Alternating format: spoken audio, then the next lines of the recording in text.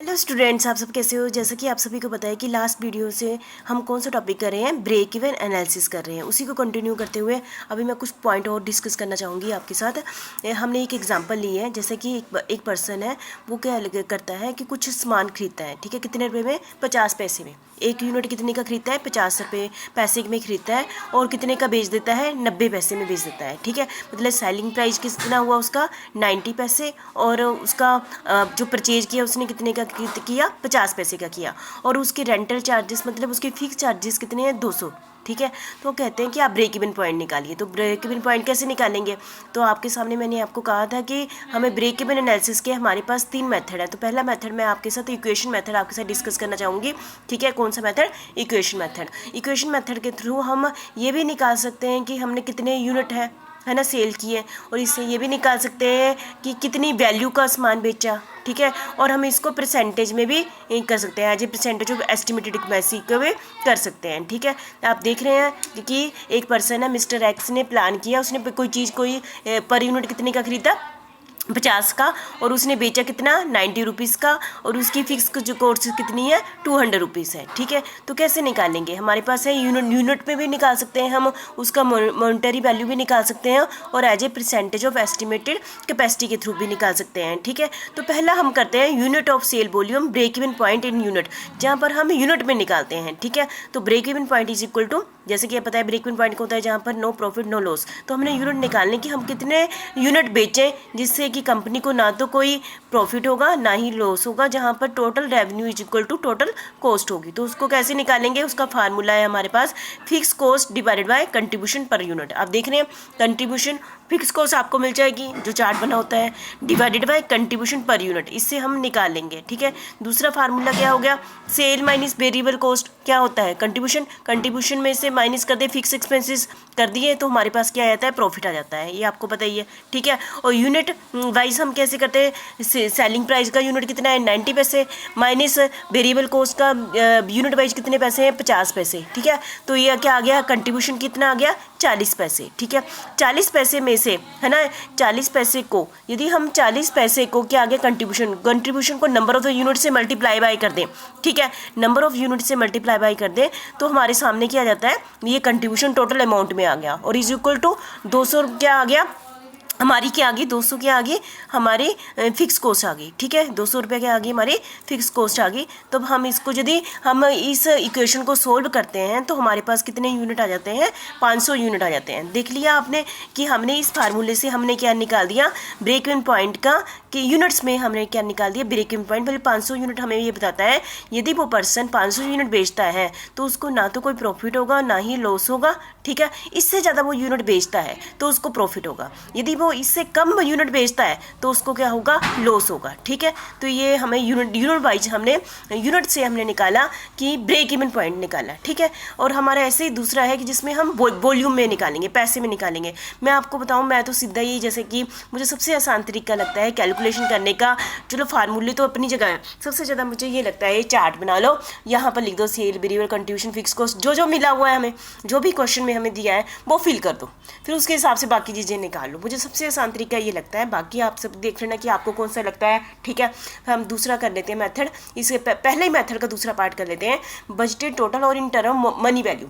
हमने break even point पर क्या निकालना है, money value is equal to total sale is equal to, आपको पता है टोटल सेल किसके बराबर होते हैं, total variable fix cost plus total variable cost. मतलब कि ये ब्रेक इवन पॉइंट कौन सा होता है, जिसमें हमारी टोटल सेल टोटल कॉस्ट के बराबर होती है। तो break even sale is equal to fix cost, है ना, fix cost multiply by fix cost multiply sale divided by contribution, sale divided by contribution, ठीक है।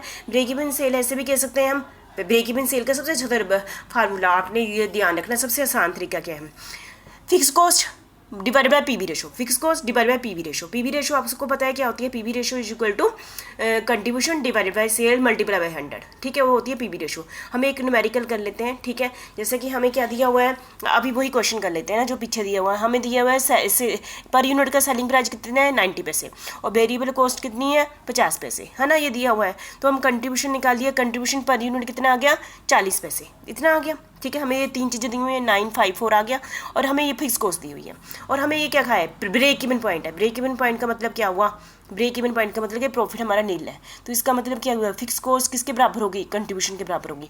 ब्रेक इवन पॉइंट पर हमें थियोरी में पता है कि कंट्रीब्यूशन किसके बराबर है, ये है, तो हमने ये भी फिल कर दिया। अब हमें हमें कंट्रीब्यूशन का भी पता चल गया। अब हमें यदि पीवी रेशो पता हो तो हम सेल और वेरिएबल कॉस्ट निकाल सकते हैं ना, कंट्रीब्यूशन का अमाउंट आ गया, है ना। अब हम यूनिट्स निकालते हैं, हम पीवी रेशो निकाल लेते हैं, क्योंकि पर यूनिट का हमारे पास सारी चीज़ें हैं, पर यूनिट का सेलिंग प्राइस है, पर यूनिट का वेरिएबल कॉस्ट भी है, पर यूनिट का कंट्रीब्यूशन भी है।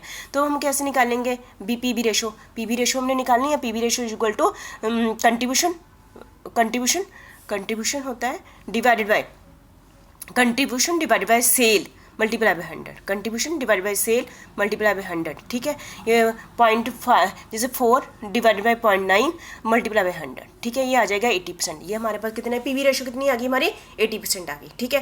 और यदि पीवी रेशो 80% है ना, तो सेल कैसे निकाल देंगे, यदि पीवी रेशो 80% है तो सेल कितनी है, 100 है। यदि हमारा क्या है, कंट्रीब्यूशन कितना है, यदि हमारा कंट्रीब्यूशन कितना है, 80 रुपये है, ठीक है, तो हमारी सेल कितनी है, 200 रुपया है ना। तो हमें पता है, तो हमारी सेल 200 रुपया नहीं है, तो हमारे ये हमारे पीवी ये मतलब 80 रुपये, 80% आ गया ना। यदि 100 का मतलब क्या हुआ, सेल प्राइस, और 80 का मतलब क्या हुआ, हमारा कंट्रीब्यूशन है, ठीक है, कंट्रीब्यूशन 80 है ना। तो हम यदि सेल निकालनी हो तो कर देंगे, हमारे पास 200 है ना, कंट्रीब्यूशन किसके जो हमारा 80 किसके बराबर है, 80 हमारा 200 के बराबर है, तो 100 किसके बराबर होगा, 200 गुना 100 डिवाइड बाय 80। ये हमारा मैथ का फार्मूला है, ये हमने तीसरी चौथी क्लास में किया हुआ है, ठीक है। तो इससे इसको सॉल्व करेंगे, 250 रुपये आ गया, 250 रुपये आ गया, फिर ठीक है, बस 250 रुपये आ गया, कंट्रीब्यूशन पता है, 250 रुपये सेल पता आ गया, तो इसका मतलब वेरिएबल कॉस्ट कितनी है, 50 रुपये। तो इस ढंग से हम क्या निकाल सकते हैं, अमाउंट में भी हम ब्रेक इवन पॉइंट की सेल भी निकाल सकते हैं, कि सेल हम 250 रुपये करेंगे ना तो हमारे पास आ जाएंगे, ठीक है। तो ये थी ये नेक्स्ट है हमारा पॉइंट है break even point at a percentage of estimated capacity. हम एस्टिमेटेड कैपेसिटी के परसेंटेज के रूप में भी निकाल सकते हैं, computed as a percentage of estimated sale और capacity by dividing the break even sale by the capacity sale, ठीक है। एस्टिमेटेड कैपेसिटी बाई चांस हम बोलते हैं कि एक कंपनी की एस्टिमेटेड कैपेसिटी वो कितने लाख यूनिट बना सकती हैं, एक महीने में 1 लाख बना सकती हैं, और ब्रेक इवन पॉइंट कितना है, 50,000 यूनिट, मतलब कि वो 50,000 यूनिट से कम बनाती है तो कंपनी को लॉस होगा, यदि 50,000 से यूनिट से ज़्यादा बनाती है तो उसको प्रॉफिट होगा। यदि हम इसको परसेंटेज में कन्वर्ट करें तो कैसे आएगा, break even point divided by estimated capacity multiply by 100, तो ये हमारे पास 50% आ गई, ठीक है। तो break even point is equal to as a capacity कैसे निकाल देंगे, fix cost divided by contribution per unit. ये था हमारा फार्मूले के जो पहला मेथड है उसका तीसरा पॉइंट, ठीक है। तो मुझे लगता है आपको क्लियर होगा, ठीक है। तो हम break even point in unit and amount है ना निकाल लेते हैं। हमें एक क्वेश्चन दिया है जिसमें हमें क्वेश्चन दिया है, कहते हैं कि आप ब्रेक इवन पॉइंट निकालिए, यूनिट्स में भी निकालिए कि कितने हम सेल करें कि हमें कोई भी प्रॉफिट और लॉस नहीं होगा, है ना, और हमें अमाउंट में भी निकालिए, आप अमाउंट निकालिए ब्रेक इवन पॉइंट, है ना, पर अमाउंट निकालिए। तो हमारे पास आउटपुट कितनी है, 3000 यूनिट, ठीक है, और सेलिंग प्राइस पर यूनिट कितना है, 30 रुपये, है ना, वेरिएबल कॉस्ट कितनी है, 20 रुपये। इसका मतलब कंट्रीब्यूशन आगे कितना आ गया, 30 माइनस 20 10 रुपये आ गया, ठीक है। इसका मतलब हम इसके बेस पे पीवी रेशो निकाल सकते हैं। PV ratio equal to contribution multiply by 100 divide by selling price per unit का करके 10 multiply by 100 divide by 30। PV ratio आ गई हमारी 33.33, ठीक है।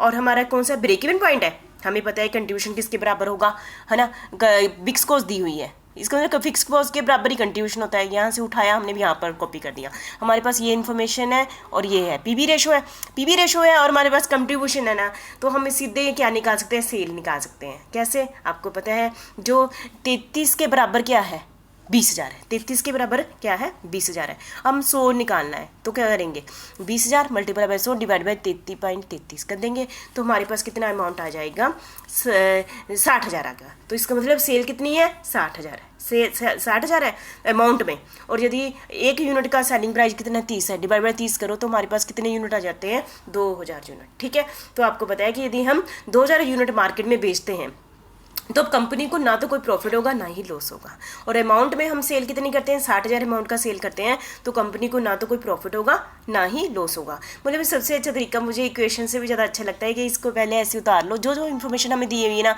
वो लिख लो, है ना। फिर पीवी रेशो बड़ी हेल्प करती है, पीवी रेशो लिख लो, कंट्रीब्यूशन लिखो, हमारे पास तीनों में से सेल वेरिएबल एक चीज़ भी हो और पीवी रेशो हो तो हम वेरिएबल कॉस्ट भी निकाल सकते हैं और सेल भी निकाल सकते हैं, ठीक है। ऐसे करके हम न्यूमेरिकल किसी भी ढंग से कर लो, बस करना ही है ना, बस हो जाता है हमारा, ठीक है। ये और हमारा सेकंड मेथड, अभी हमने पहला ही मेथड डिस्कस किया, कंट्रीब्यूशन मार्जिन मेथड। वैसे तो सेम इक्वेशन मेथड ही है पर इसको अलग ढंग से प्रेजेंट किया गया है, ठीक है। Break even point is equal to fix expenses, है ना, फिक्स एक्सपेंसेस आपको मिल जाएगा divide by contribution per unit. जैसे हम ना जैसे पिछली एग्जांपल लेते हैं, फिक्स कॉस्ट कितनी थी 200 थी, कंट्रीब्यूशन पर यूनिट कितना आया था 90 माइनस 50 पैसे तो 40 पैसे आया था, तो कंट्रीब्यूशन पर यूनिट कितना आया 40 पैसे आया था, तो हमारे 500 यूनिट निकल गए। The contribution margin method is mainly a restatement of the equation method, मतलब सेम ही है इक्वेशन इन डिफरेंट फॉर्म, ठीक है। Use other technique is a matter of personal preference, आपने कौन सा प्रेफर करना है। Break even point is equal to fix cost divide by PV ratio, हमने पीछे किया ना, ऐसे किया ना। फिर ब्रेक इवन पॉइंट पर फिक्स कॉस्ट और कंट्रीब्यूशन बराबर ही होते हैं, इसलिए हम कंट्रीब्यूशन लिख सकते हैं, फिक्स कॉस्ट भी लिख सकते हैं, डिवाइड बाय पीवी रेशो। अभी हमने वैसे ही एग्जांपल की, है ना। ग्राफिक मेथड में आपके मैं कोशिश करूँगी आपको प्रेजेंट करूँ अलग वीडियो में, ठीक है। ग्राफिक मेथड से भी मैं आपको ब्रेक इवन पॉइंट समझा दूँगी, ठीक है।